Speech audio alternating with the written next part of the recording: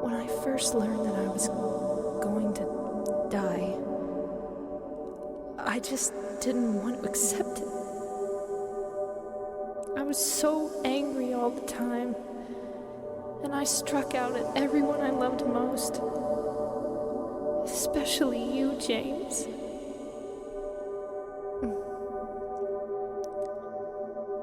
That's why I understand if you do hate me. But I want you to know this, James. I'll always love you. It is a summation of more than 20 years of research on one subject, and that is, why do some people do so well in life, while so many more do not? And the first thing let's talk about is the magic word. The experts call it the most important word as far as the results we get from life are concerned in this or any other language. And that word is attitude. It is our attitude toward life which will determine life's attitude toward us. Let's face the fact honestly that we shape our own lives, and the shapes of them will be determined by our attitudes. A person with a poor attitude toward learning, for example, isn't going to learn much until he changes his attitude. If we take the attitude that we cannot do something, we generally will not do it.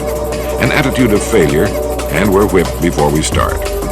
So we know then that what we receive from life, what we accomplish or fail to accomplish, is due in large measure to our overall attitude. William James of Harvard University put it this way: "The greatest discovery of my generation is that human beings can alter their lives by altering their attitudes of mind." And isn't it wonderful that we have this measure of control? Before we start talking about our attitude toward the world, let's talk about our attitude toward ourselves, since it is the attitude we take toward ourselves which determines our attitude toward the world. Now right here we come to a rather strange fact. We're so familiar with ourselves, we tend to take ourselves for granted. We tend to minimize the things we can accomplish, the goals we can reach, and for some equally strange reason, believe others can accomplish things in our field which we cannot.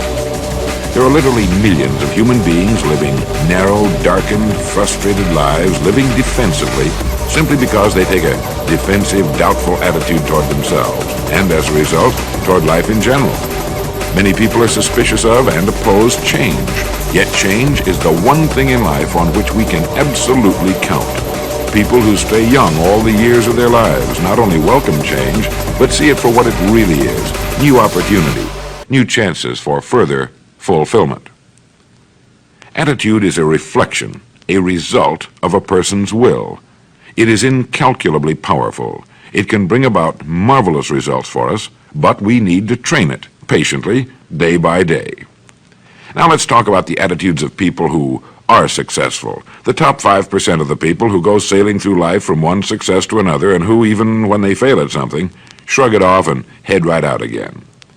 No matter who the person is or what he does, men and women in sales, business executives, people in all the professions, wives and mothers, students, top people in the armed forces, public servants, men and women in the service of religion, working men and women in all fields of endeavor, wherever you find a person doing an outstanding job and getting outstanding results, you will find a person with the right kind of attitude.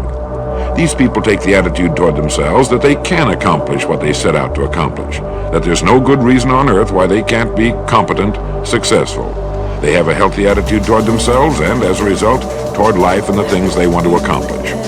And because of this, they achieve some remarkable things, and they come to be called successful, outstanding, brilliant, lucky, and a lot of other things. They're quite frequently no more brilliant or outstanding than the majority of the people by whom they're surrounded. But they did develop the right attitude, and they found their accomplishments not too difficult, and many times surprisingly easy, simply because it seems that so few are really trying, really believe in themselves.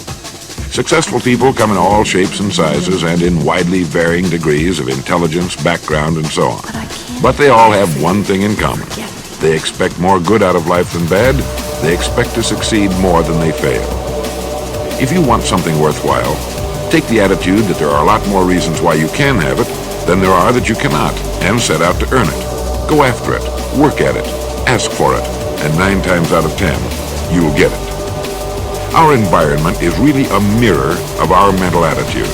If we don't like our environment, we have to change our attitude first. Now, the world plays no favorites. It's impersonal. It doesn't care whether we change or not. Adopting a good, healthy attitude toward life doesn't affect the world and the people in it nearly as much as it affects us. It would be impossible to even estimate the number of jobs which have been lost, the number of promotions missed, the number of sales not made, the number of marriages ruined by poor attitude. But you can number in the millions the jobs which are held but hated, the marriages which are tolerated but unhappy, all because of people who are waiting for the world and others to change toward them, instead of being big enough and wise enough to at least make a test which will prove beyond any shadow of a doubt where most or at least a big part of the trouble lies. Studies made of the lives of literally thousands of successful people have shown that they radiate confidence, assurance, they expect success, and they get success. You can spot these people by the way they walk, by the way they look and act. You can feel it about them when they enter a room. They may be short and fat, or tall and thin, or any combination in between, but they have about them the attitude of success. In 5 years or less, you can get right to the top of the work you're now doing. I know this, but the important question here is, do you know this?